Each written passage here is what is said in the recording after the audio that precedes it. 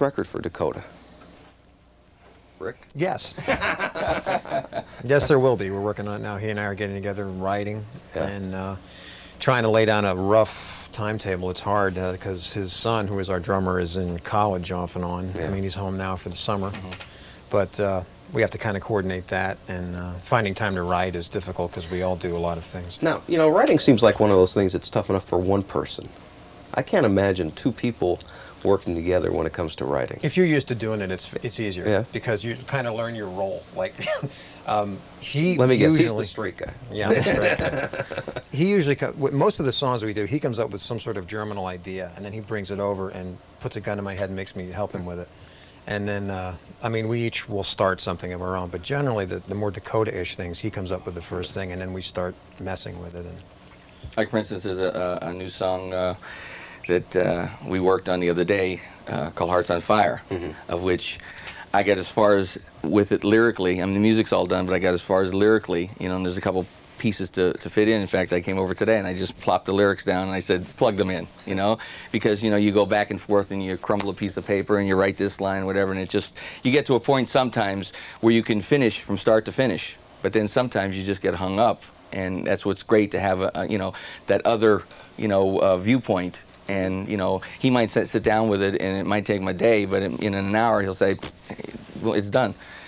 And, you know, it's, like I said, I think we work well together. We know where each guy would want to go anyway. In fact, there was... Standing Man from the title track from the last record was a musical track. Actually, I had a finished song, and I didn't like it. And you get into you get used to hearing it the way it's down, and you can't hear anything different. So I just gave him the music track, gave it to him. He wrote a new melody, new words, and the thing came out great. So it's chemistry, you know, basically, you know, to answer your question about two guys, you know, trying to do one thing, you know.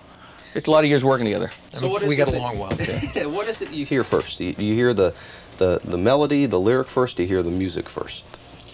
The hook, the melody, the line that you hear in the chorus, the line that you keep repeating in your head if the song hits you. Yeah. That's usually what you build on. You jump off that.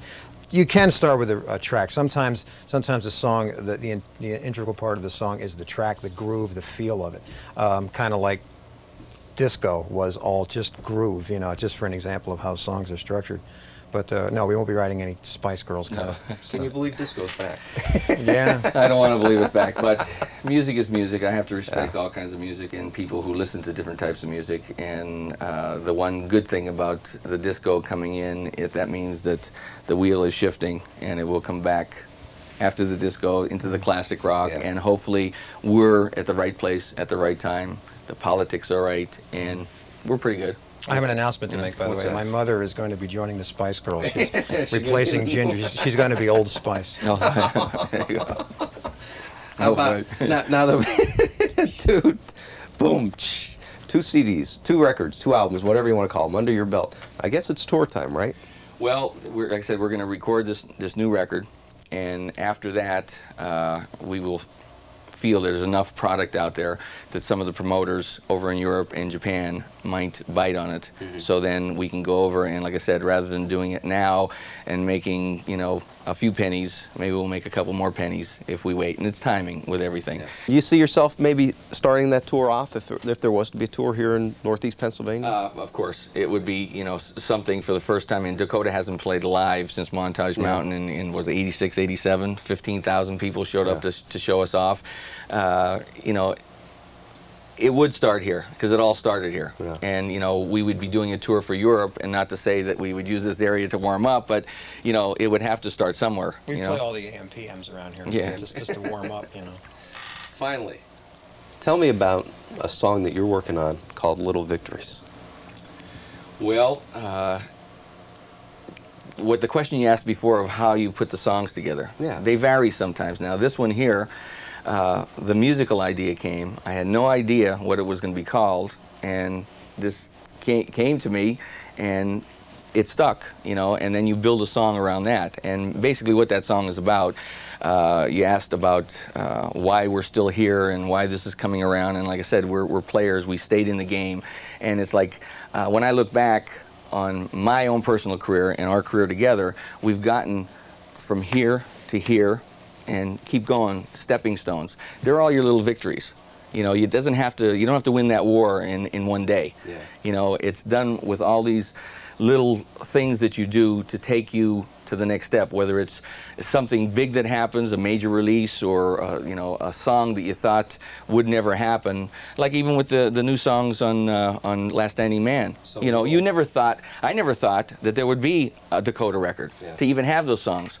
So the situation happened. We grabbed it, we ran with it. Then it was our challenge to try it. And with me, failure is it's just a word. You know, so many times you're going to try something and you're going to fall flat in your face. But if you stay down there, that's when it's tagged failure. You get up and you move on, and that's the only way that you can find out if anything's ever possible. You know, and like I said, all these little things are victories. And it's funny because it was the first thing that we actually put together. And it might end up the title track, just like Last Standing Man was the first song we worked on. And so who knows? And I kind of like it because it's very reflective on who we are at times in our, you know, this time in our life. You know, because I feel if somebody dropped a bag of money on my porch, I'll know why it was there. That was me. You know, for your you know, it was for the body of works that you've been doing for the last 30 years. You know, not that you won the lottery. Not that if I won the lottery I would give it away, but I mean anybody can play the right 5 numbers and be lucky. But it's when you do something in our profession as musicians, you know, you guys in broadcasting and stuff like that, it's like you know where you came from. It all comes down to little steps along the way. Right. Rick, Jerry, thank you very much for spending time. Thank you, Mark. Many more little victories, I hope, for Dakota. We also want to thank the folks at Sound Investment Studio for letting us borrow their space for our chat with Rick and Jerry. I also want to thank you for being with us here on Conversations. I'm Mark Thomas. For everybody at WVIA, thanks and good night.